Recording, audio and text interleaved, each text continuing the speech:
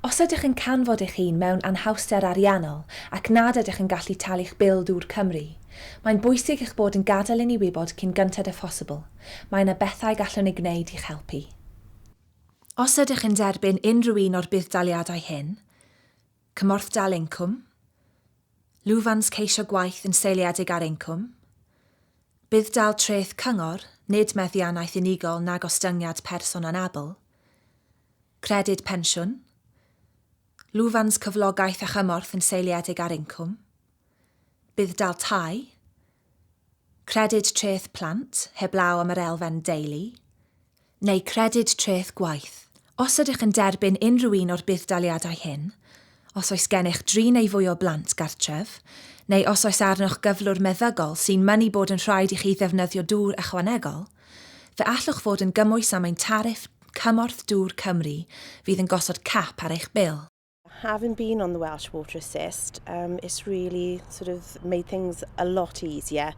Just even having that sort of weekly small amount back has made a difference to me paying other bills or going on, the children. Well, financially, since I've been on it, it's a huge difference. We had £130 back payment, which came in handy for Christmas. It was just before Christmas, which was lovely, as you can imagine. And we've saved an overall yearly of £220, which is amazing. I ganfod a ydych yn gymwys ac am fwy o wybodaeth, edrychwch ar y wefan www.dwrcymru.com. Os nad ydych yn gymwys am y tariff hwn, ond os ydych yn derbyn rhai budd-daliadau neilltuol, fe allwch fod yn gymwys am y cynllun dŵr uniongyrchol. Fe wna hyn ostwng eich taliadau blynyddol a'r cyfan mae'n rhaid i chi wneud yw talu'n uniongyrchol i ni o'ch budd-daliadau. Cymhorthdal Incwm, Lwfans ceisio gwaith yn seiliedig ar incwm, Credyd Pensiwn, neu Lwfans cyflogaeth a chymorth. I'm a single mother with 3 children, which is great on time, so financially it can be a bit of a struggle.